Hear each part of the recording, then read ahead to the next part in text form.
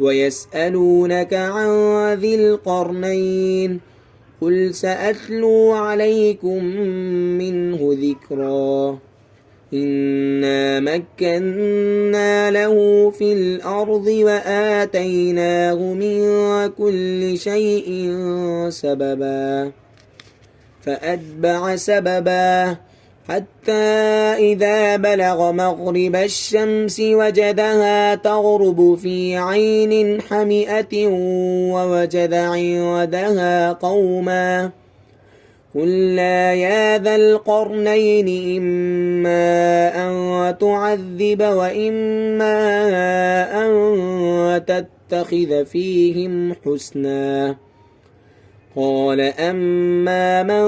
ظلم فسوف نعذبه ثم يرد إلى ربه فيعذبه عذابا نكرا وأما من آمن وعمل صالحا فله جزاء الحسنى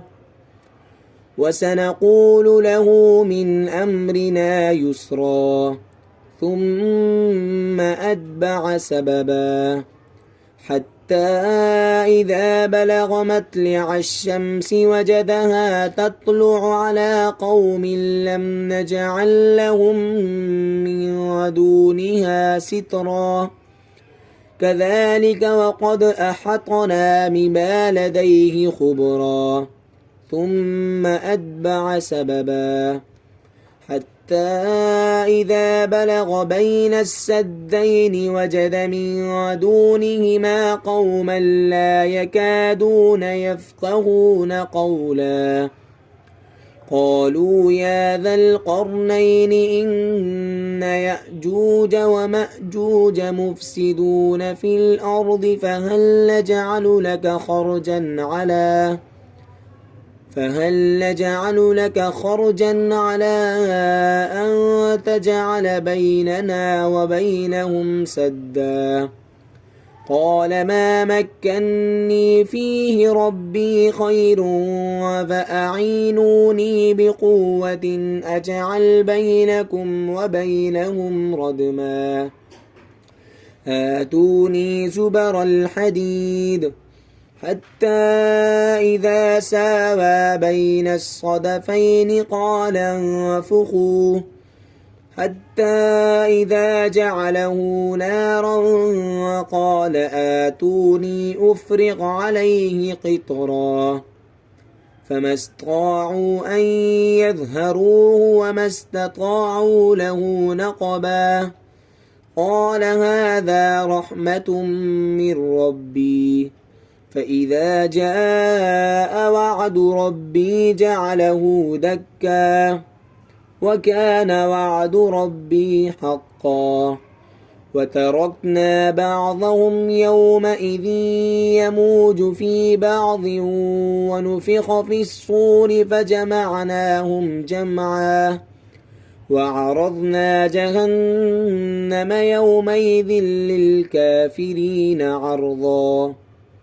الذين كانت أعينهم في غطاء عن ذكري وكانوا لا يستطيعون سمعا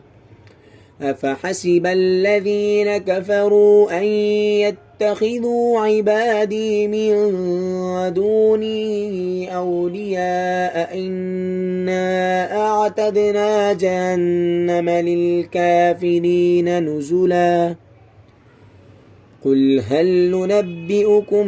بالأخسرين أعمالا الذين ضل سعيهم في الحياة الدنيا وهم يحسبون أنهم يحسنون صنعا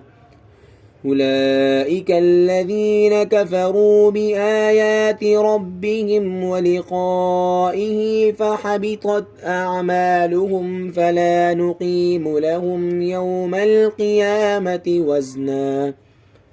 ذلك جزاؤهم جهنم بما كفروا واتخذوا آياتي ورسلي هزوا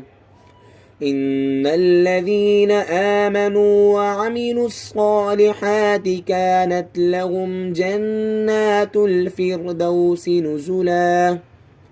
خالدين فيها لا يبغون عنها حولا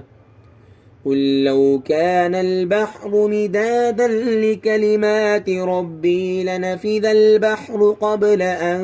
تنفذ كلمات ربي ولو جئنا بمثله مددا قل إنما أنا بشر